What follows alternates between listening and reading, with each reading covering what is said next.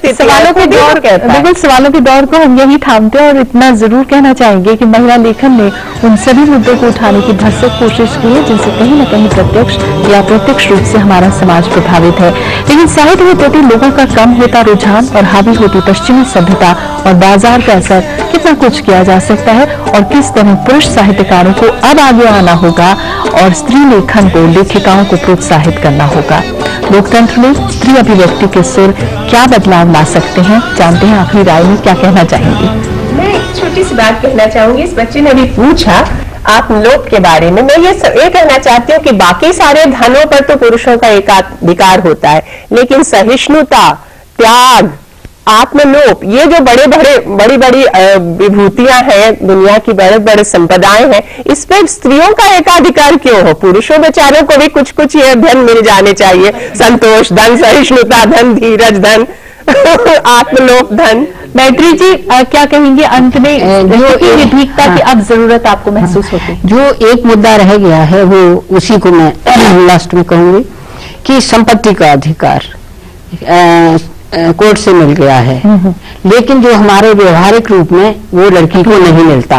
और जो इन्होंने कहा था सवाल, उसका भी जवाब यही है कि लड़कियों को जैसे कहा जाता है वो जो कुछ करना चाहती हैं उसे दबा के दिल में रह जाती हैं, क्योंकि उनको वो अधिकार से अभी भी वंचित हैं। जिस दिन ये अधिकार मिलने लगेगा और पिता देने लगेगा इस अधिकार को बराबर से जैसे वो लड़के को देता है, तो हर माँ लड़की की कामना करेगी और हमारे यहाँ समान अधिकार समान अवसर आएंगे।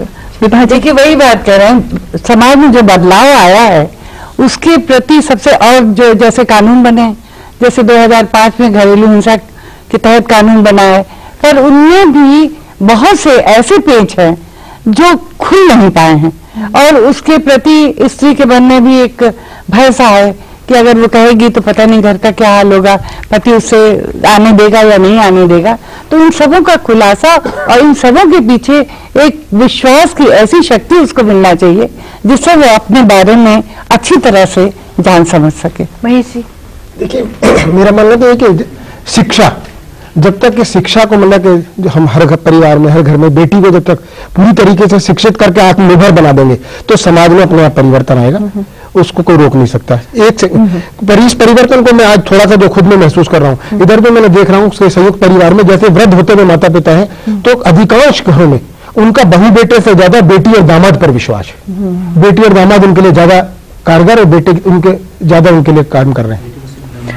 विमल जी, हमारा मानना है कि आपने सवाल शुरू में उठाया था कि साहित्य लेखन में जो स्त्री दिवस के बारे में सवाल उठाया था, तो मैं कहना चाहता हूँ कि हिंदी साहित्य में या विभिन्न भारतीय भाषाओं साहित्य में जो महिला लेखन हो रहा है उसका मूल्यांकन और विश्लेषण ज्यादा होना चाहिए और विश्वविद्यालयों में और जितने शोध संस्थान है वहां पर इस पर गंभीर रिसर्च होनी चाहिए और हमारा जो इतिहास है उस इतिहास में भी लेखकों का क्या योगदान है उसके बारे में ज्यादा काम हो तो उनके काम को सामने फोकस किया जाएगा।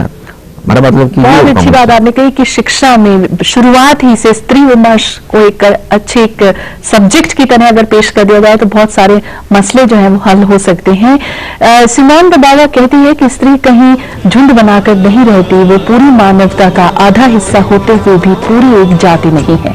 समाजवाद की स्थापना मात्र से स्त्री मुक्त नहीं हो पाएगी, ये एक युग को चरितार्थ करता है।